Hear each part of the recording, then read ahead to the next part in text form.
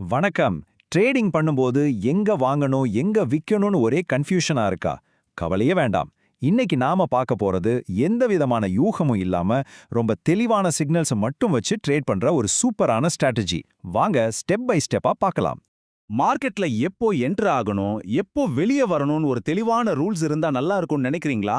அப்போ இது உங்களுக்கு தான். ரொம்ப சிம்பிளான விதிகளை மட்டும் ஃபாலோ பண்ணி நம்பிக்கையோட ட்ரேட் பண்றது எப்படின்னு தெரிஞ்சுக்கலாம். இந்த செஷன்ல நாம என்னவெல்லாம் பார்க்க போறோம்னா, முதல்ல இந்த சிம்பிள் ஸ்ட்ராட்டஜியை பத்தி ஒரு இன்ட்ரோ. அப்புறம் ட்ரேடுக்குள்ள நுழைய சரியான வாய்ப்பை எப்படி கண்டுபிடிக்கிறது, அந்த வாய்ப்பை எப்படி கன்ஃபார்ம் பண்றது, நம்ம டார்கெட்ஸ் மற்றும் ஸ்டாப் லாஸை எப்படி செட் பண்றது, கூடவே மார்க்கெட்டோட வலிமையை எப்படி செக் பண்றதுன்னு பார்த்துட்டு கடைசியா உங்களுடைய அடுத்த ஸ்டெப் என்னவா இருக்கும்னு முடிக்க போறோம். இந்த ஸ்ட்ராட்டஜியோட நோக்கமே ரொம்ப சிம்பிள். ட்ரேடிங்ல இருக்கிற குழப்பத்தையும் யூகத்தையும் மொத்தமா நீக்கிட்டு எப்ப ட்ரேட் எடுக்கணும், நம்ம டார்கெட் என்ன, நம்ம பணத்தை எப்படி பாதுகாக்கணும்னு ரொம்ப தெளிவான சிக்னல்ஸ் கொடுக்கறது தான் இதோட ஸ்பெஷாலிட்டி.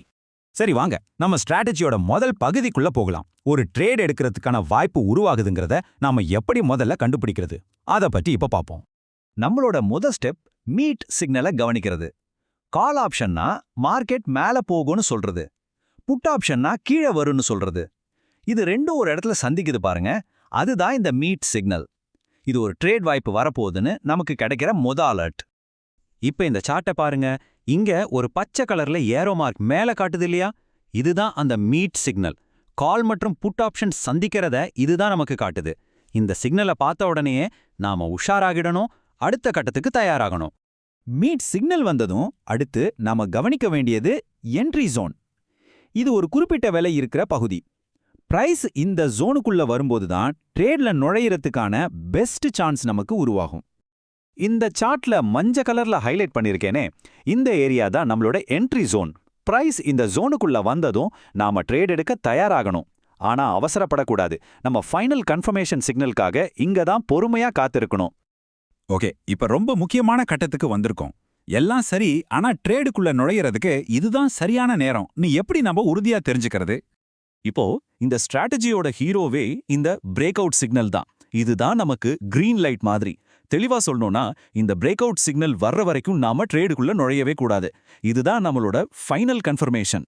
இந்த சார்ட்டை நல்லா பாருங்க. நாம வெயிட் பண்ணிட்டு இருந்த என்ட்ரி ஜோன் பக்கத்திலேயே பிரேக் அவுட் அப்படின்னு ஒரு சிக்னல் வந்திருக்கு. இதுதான் அந்த மூமெண்ட்டை கன்ஃபார்ம் பண்ணுது. இந்த சிக்னல் வந்த உடனே நாம நம்பிக்கையா ட்ரேட் எடுக்கலாம்.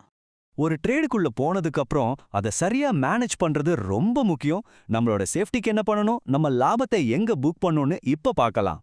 ட்ரேட் எடுத்ததும் ரெண்டு விஷயம் ரொம்ப முக்கியம். ஒன்னு நம்மளோட பாதுகாப்பு. நம்ம என்ட்ரி ஜோன்ல இருந்து கரெக்டா ஒரு 10 பாயிண்ட் கீழே ஸ்டாப் லாஸ் வச்சுக்கணும். ஒருவேளை ட்ரேடு நமக்கு எதிரா போனா இது நம்மள பெரிய நஷ்டத்துல இருந்து காப்பாத்தும். ரெண்டாவது லாபம். T1, T2, T3ன்னு ஏற்கனவே நமக்கு டார்கெட் லைன்ஸ் இருக்கும். அதை வச்சு நம்ம லாபத்தை புக் பண்ணிக்கலாம். இது எவ்வளவு அழகா வளர்க்கிட்டு பாருங்க. இந்த சார்ட்ல T1, T2, T3ன்னு நம்ம டார்கெட் லைன்ஸ் ஏற்கனவே வரைஞ்சு வச்சிருக்கு. இதனால ட்ரேட ஆரம்பிக்கிறதுல இருந்து முடிக்கிற வரைக்கும் நமக்கு ஒரு தெளிவான பிளான் இருக்கும். அதே மாதிரி சப்போர்ட்டுக்கு S1, S2, S3 லைன்ஸும் இருக்கு. நாம எடுக்கிற ட்ரேட் மேல நம்ம நம்பிக்கையை இன்னும் அதிகப்படுத்திக்க 2 கூடுதல் டூல்ஸை வச்சு நம்ம ஒரு தடவைக்கு 2 தடவை கன்ஃபார்ம் பண்ணிக்கலாம். இப்போ பிரைஸ் மூவ்மெண்ட்டை வால்யூம் கூட ஒப்பிட்டு பார்க்கலாம். பிரைஸ் பிரேக் அவுட் ஆகும்போது வால்யூமும் நல்லா அதிகரிச்சதுன்னா அந்த பிரேக் அவுட் ரொம்ப வலிமையானதுன்னு அர்த்தம். இங்க பாருங்க, பிரைஸ் மேல போகும்போது வால்யூமும் ஏறுது. இது ஒரு நல்ல அறிகுறி. இது கூடவே நாம இந்தியா VIXையும் ஒரு கண்ணு பார்த்துக்கலாம். இது மார்க்கெட்டோட ஒட்டுமொத்த பயம் எப்படி இருக்குன்னு காட்டும். VIX கம்மியா இருந்தா மார்க்கெட் அமைதியா இருக்கணும், அதிகமா இருந்தா ரொம்ப வாலடைலா இருக்கணும் புரிஞ்சுக்கலாம். இது நம்ம ட்ரேடிங் முடிவெடுக்க இன்னும் உதவியா இருக்கும். வாங்க, இது வரைக்கும் நம்ம கத்துக்கிட்ட எல்லாத்தையும் ஒன்னா சேர்த்து இதை எப்படி ஒரு சிம்பிளான திரும்ப திரும்ப பயன்படுத்தக்கூடிய ஒரு ப்ராசஸா மாத்துறதுன்னு பார்க்கலாம். அப்போ நாம பார்த்த இந்த முழு ஸ்ட்ராட்டஜியையும் ஒரு 5 ஸ்டெப்ல சுருக்கமா பார்த்தரலாமா? ஸ்டெப் 1, மீட் சிக்னலை ஸ்பாட் பண்ணுங்க. ஸ்டெப் 2, என்ட்ரி ஜோன் வர்ற வரைக்கும் வெயிட் பண்ணுங்க. ஸ்டெப் 3, பிரேக் அவுட் சிக்னல் வந்ததும் கன்ஃபார்ம் பண்ணுங்க. ஸ்டெப் 4, கரெக்டா ஒரு 10 பாயிண்ட் ஸ்டாப் லாஸ் செட் பண்ணுங்க. கடைசி ஸ்டெப், ஃபைனலா T1, T2, T3 டார்கெட்டை நோக்கி ட்ரேட் பண்ணுங்க. அவ்வளவுதான். இந்த 3 முக்கியமான ரூல்ஸை மட்டும் எப்பவும் மறக்காதீங்க. 1, பிரேக் அவுட் சிக்னல் இல்லாம ட்ரேடே கிடையாது. 2, எப்பவும் ஸ்டாப் லாஸை யூஸ் பண்ணுங்க. 3, முடிஞ்சா வால்யூம் வச்சும் உங்க ட்ரேட ஒரு தடவைக்கு 2 தடவை கன்ஃபார்ம் பண்ணிக்கோங்க. இந்த ஸ்ட்ராட்டஜியை லைவ் மார்க்கெட்ல எப்படி பயன்படுத்துறதுன்னு பார்க்க ஆசையா இருக்கா?